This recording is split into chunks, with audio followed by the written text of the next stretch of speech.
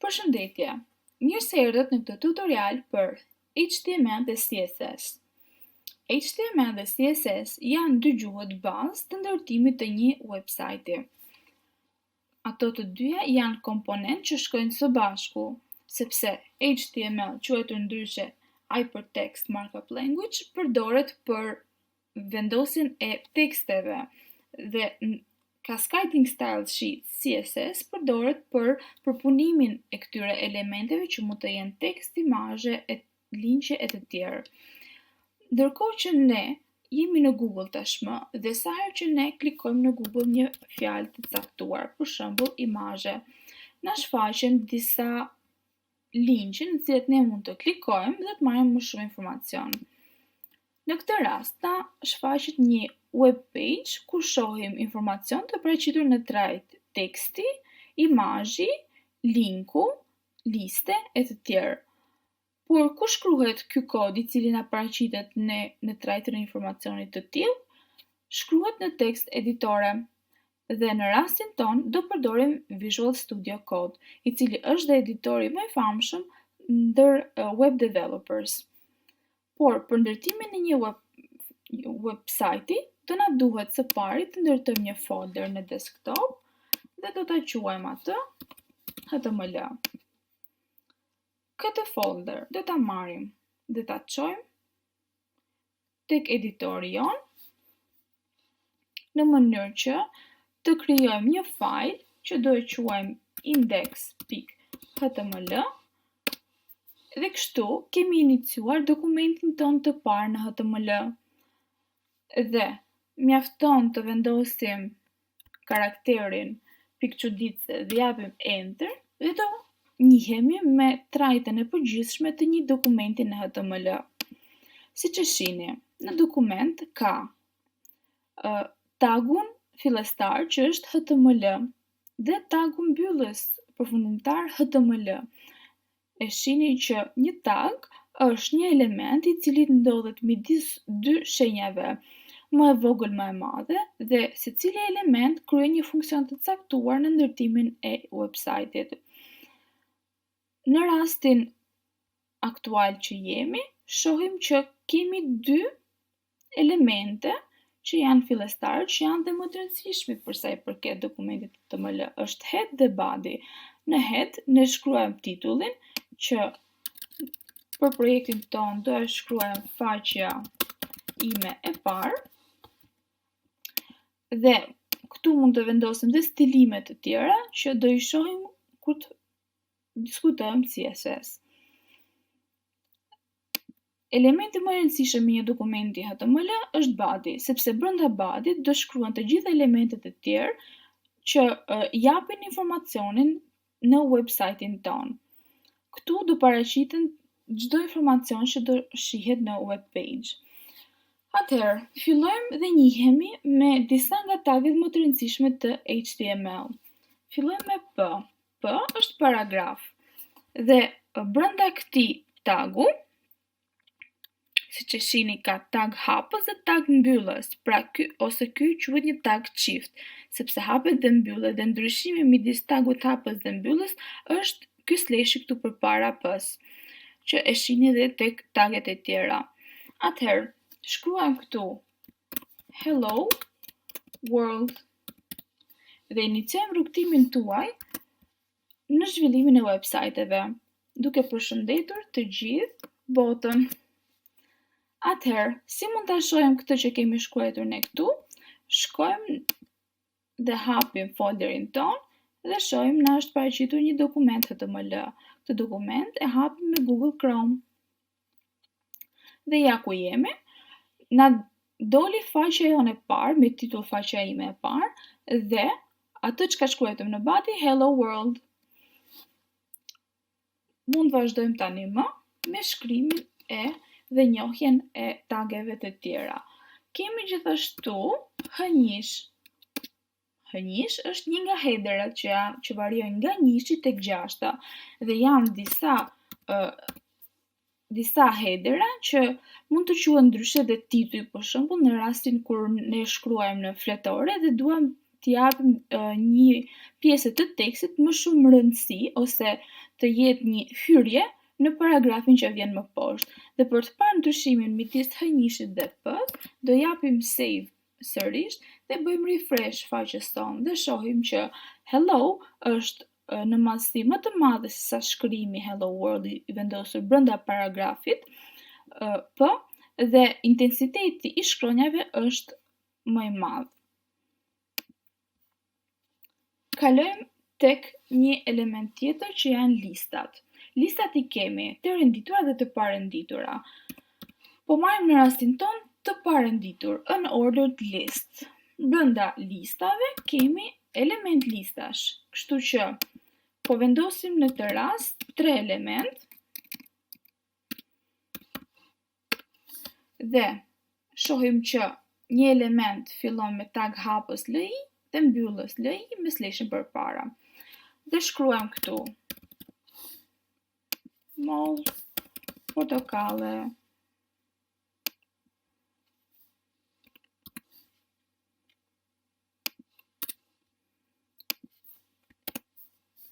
Dhe rrush, duke bërë një listë të shkurtër me fruta. Japim save dhe shohim se si duket një listë e parenditur. Atëherë, çfarë mund të vendosim tjetër në web page? Në web page ne rastisim edhe linqe. Si shkruhen linqet? Mjafton të vendosim shkronjën A dhe t'japim enter dhe automatikisht na jepet mundësia që ne të vendosim një link. Atëherë, po marrim faqen e Google-it,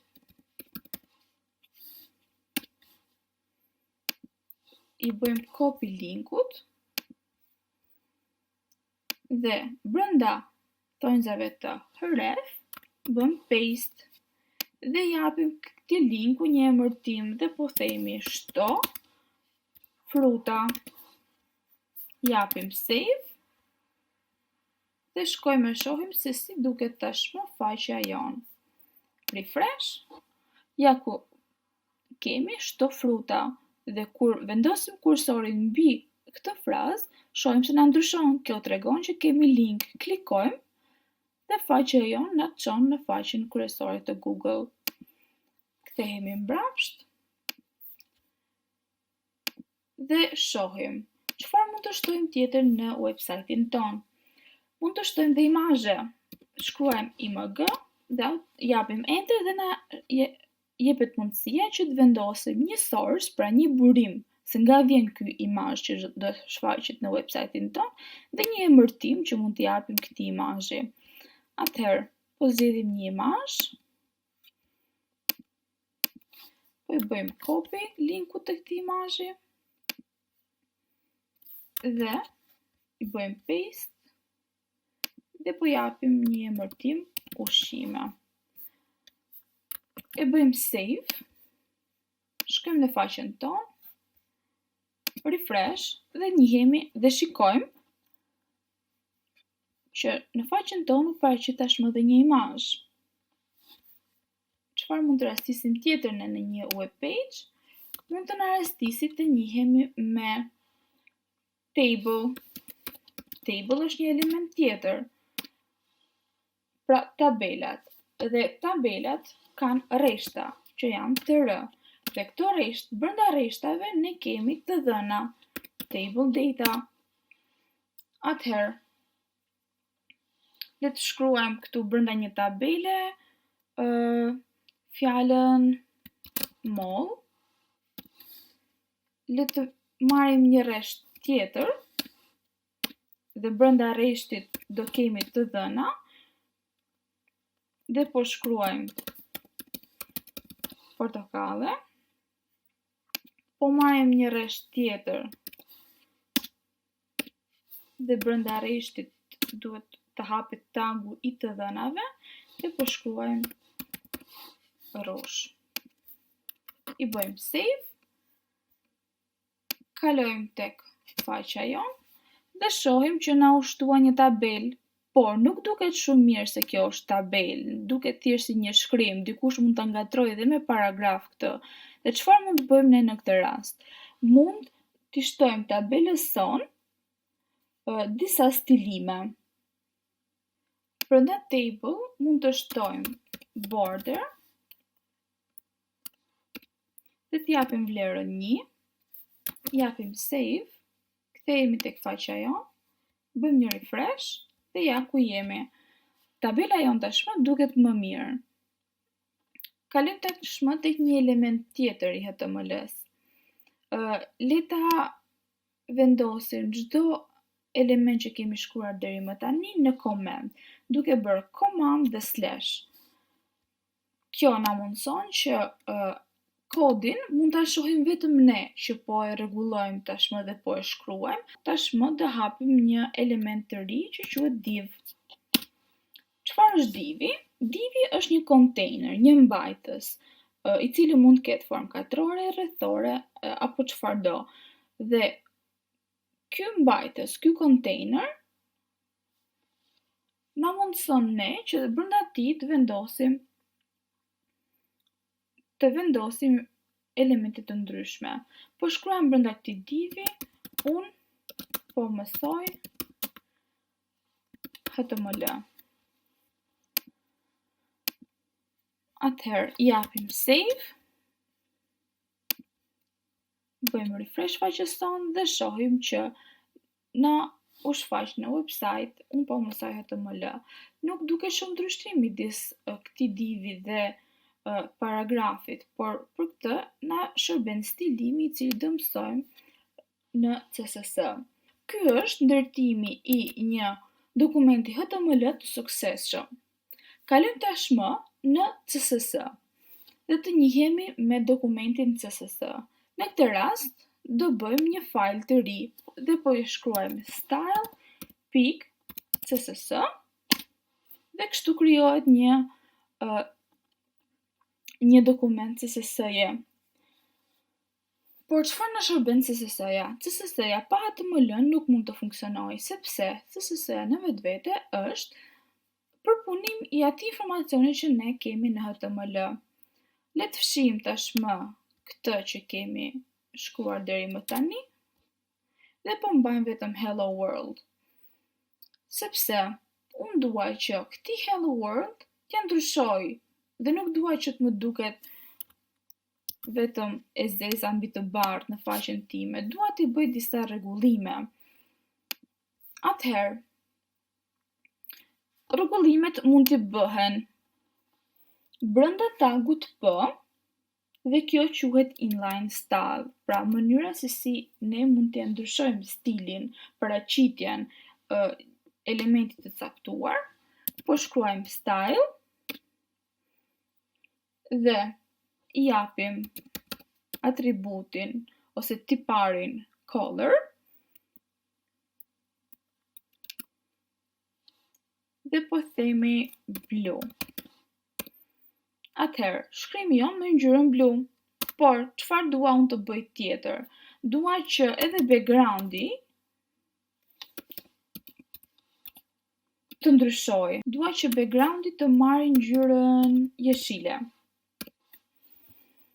Atëherë, t'japim save dhe të shohim si na ndryshon faqja jonë. Atëherë, shkrimi mori ngjyrën blu dhe backgroundi i këtij shkrimi mori ngjyrën jeshile. Kjo është një mënyrë se si ne mund të ndryshojmë paraqitjen e një elementi të caktuar. Por në rastin tjetër, nëse kemi edhe një paragraf tjetër. Dhe këtu thjesht po shkruaj disa gërma. Dhe unë të doja që ky paragraf të kishte të njëjtat tipare si paragrafi më sipër. Por kam dhe një paragraf tjetër, i cili gjithashtu përmban shumë element. Kam dhe një paragraf tjetër, i cili përmban shumë element. Si mund ta bëj që çdo paragraf të ketë të njëjtat tipare si paragrafi i parë? Atëherë, brenda headit, ne mund të shkruaj, hapim tagun style dhe ky quhet internal style. Dhe me këtë ne mund të ndryshojmë çdo gjë që ndodhet në faqen tonë dhe t'i japim një stil të njëjtë. Në style po shkruajmë që paragrafit dhe hapim klapat gjarpërushe dhe brenda tij shkruajmë që color e dua me vlerën blu dhe background e dua me vlerën red, pra të kuqe. Japim save, japim refresh dhe shohim që të gjithë elementet e tjerë na ndryshojnë, por elementi që ne kishim shkruar nuk na ndryshon. Pse ndodh kjo? Kjo ndodh sepse ka më shumë përparësi stilimi i vendosur brenda tagut se sa ai i vendosur i përgjithshëm për të gjithë. Nëse ne do heqim këtë stilimin inline që bëm më parë, japim save, do shohim që të gjithë paragrafët kanë të njëjtin stilim. Ka edhe një mënyrë tjetër se si ne mund të ndryshojmë stilimin e disa elementeve që ne kemi në website. Dhe kjo quhet ndryshe external style. Brenda tagut head vendosim një link që do i referohet dokumentit style. Si mund ta bëjmë këtë? Bëjmë një pikë slash dhe shkruajmë titullin ose emërtimin e dokumentit, që në rastin tonë është style.css. Dhe çdo gjë që do shkruhet brenda këtij dokumenti do i aplikohet elementeve të këtij dokumenti HTML. Atëherë mund të shkojmë në dokumentin style.css dhe shkruajmë që për paragrafin P hapim klapa gjarpërushe, duam që të ketë ngjyrë të bardhë, duam që backgroundi të jetë i kuq dhe font size të jetë 100 piksel. Çfarë kemi bërë deri më tani? I kemi dhënë paragrafit, pra çdo gjë që ndodhet brenda tagut P, tageve P në këtë rast, sepse kemi disa tage në dokumentin HTML. Çdo gjë që ndodhet brenda tageve P shkrimi merr ngjyrën e bardhë. Backgroundi i këtij shkrimi merr ngjyrën e kuqe dhe madhësia e shkrimit është 100 piksel. Japim save, shkojmë dhe japim refresh faqes sonë dhe siç e shihni, këtu shkrimi është në madhësi 100 piksel dhe të gjitha shkrimet janë të bardha me background të kuq. Çfarë mund të bëjmë tjetër në CSS? Mund të ndryshojmë gjithashtu edhe stilin e shkrimit. Font style. Po e bëjmë italic. Japim save, po e ndryshojmë pak këtë dhe po e bëjmë 10 piksel që të ndryshojmë madhësinë që të na duket në të gjithë faqen e saj. Japim refresh dhe siç e shihni, shkrimi është kthyer pjertas, pra në formatin italic. Pra elementi që folëm pak më parë, kontejnerin. Dhe brenda këtij kontejneri mund të shkruajmë unë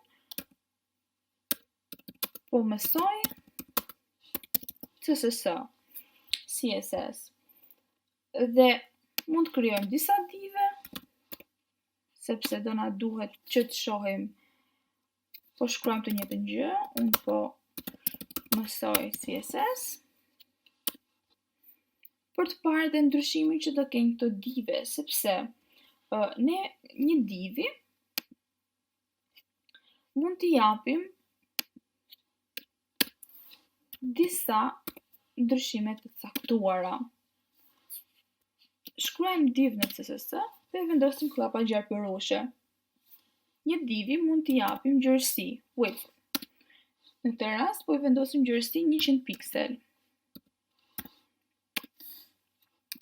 Po i vendosim dhe lartësi. Prap 100 piksel.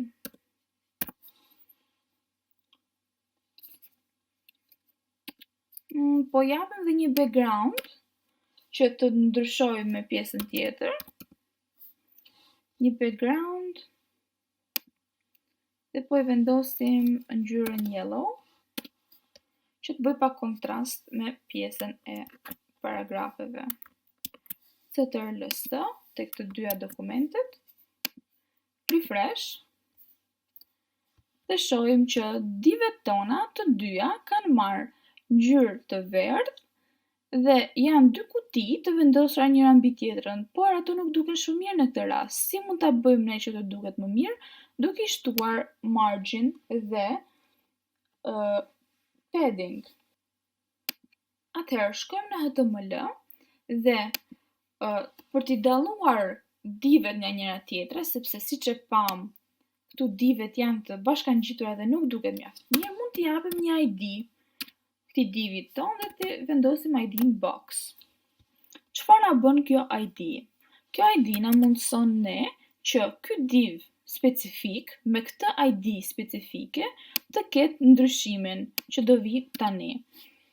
Si thërritet një div, si thërritet një ID, duke shkruar pik dhe box, pra emrin e ID-s.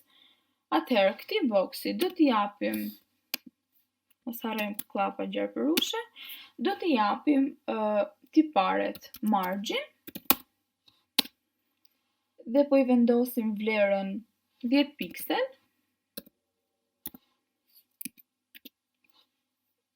Do vendosim tiparin padding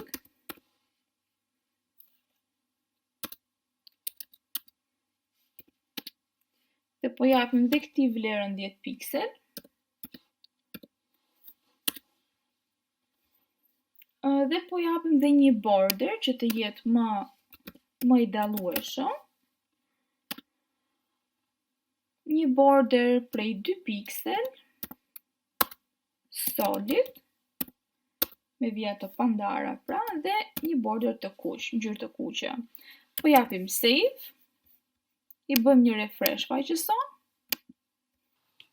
Vazhdojmë tani me CSS. CSS, Cascading Style Sheets, është një gjuhë për punimin e informacioni, i cili ky informacion që ndodhet në dokumentin HTML. Në këtë rast, në dokumentin HTML kemi vetëm një element P, paragraf, në cilin është e shkruar Hello World. Dhe çfarë mund të bëjmë ne në këtë rast, që ta ndryshojmë formatin e këtij shkrimi, që t'i ndryshojmë ngjyrën, madhësinë, mënyrën e të shkruarit e tjerë. Ka disa mënyra se si mund të stilohet elementi. Mënyra e parë është inline styling. Në këtë rast, brenda paragrafit, brenda tagut P, do të shkruajmë style dhe do vendosim ngjyrën blu për shkrimin ton dhe një background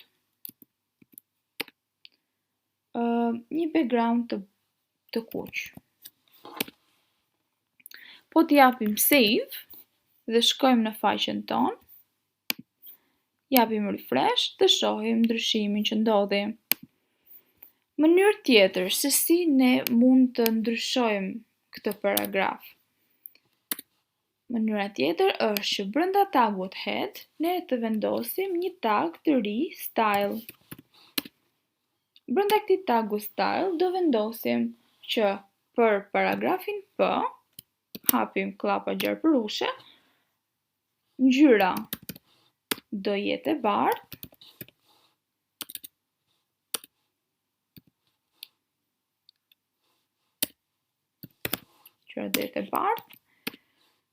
backgroundi do jetë blu, vlera blu, dhe po i ndryshojmë dhe stilin, ose font style, dhe po e vendosim italic, vetëm për të parë ndryshimin që do ketë.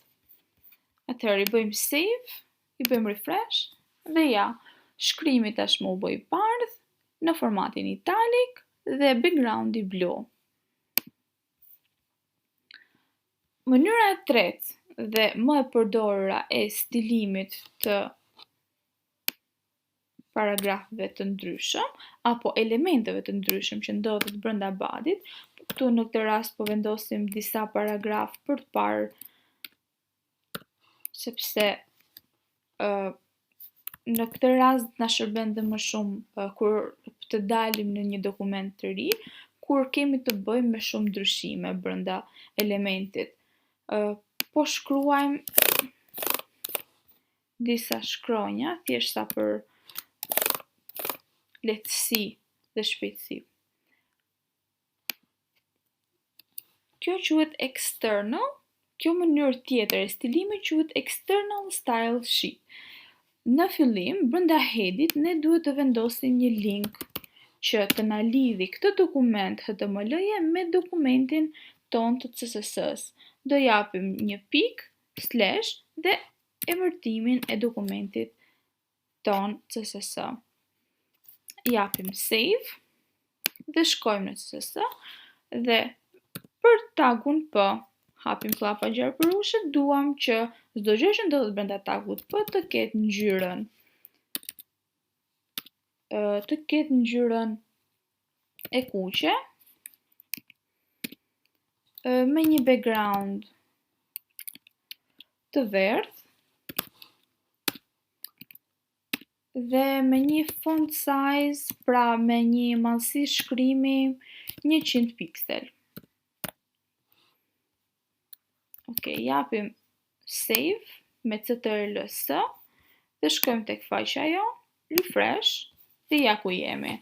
Madhësia e shkrimit ka ndryshuar në 100 piksel dhe shkrimi në ngjyrë të kuqe, backgroundi i tij në ngjyrë të verdh. Le të shohim tani se kush ka përparësi në këto tre mënyra stilimi. Ne mund të duam që vetëm kësaj Hello World t'i japim një stilim ndryshe. Dhe siç e tham, mund të shkruajmë style dhe t'i japim vlerën color, atributin color, t'i japim një ngjyrë blue violet dhe një background të bardhë. Dhe nuk po ndryshojmë madhësinë e shkrimit dhe po japim thjesht save për të parë ndryshimin se çfarë ndodh.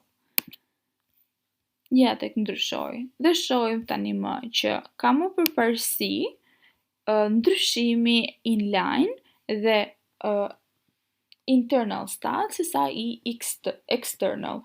Pra ajo çfarë ndodh brenda dokumentit HTML është më e rëndësishme sesa ajo çka ndodh në CSS. Atëherë, çfarë mund të ndryshoj tjetër? U njohëm me color, background dhe size, font size, mund të ndryshojmë gjithashtu edhe font style, pra stilin e fontit. Mund ta vendosim italic në këtë rast, po e ndryshojmë, po e bëjmë 50 piksel që për lehtësi pune. Ju bëjmë refresh dhe ja ku jemi, të gjithë shkrimet, pra çfarë ndodhet brenda tageve P, mori stilin italic.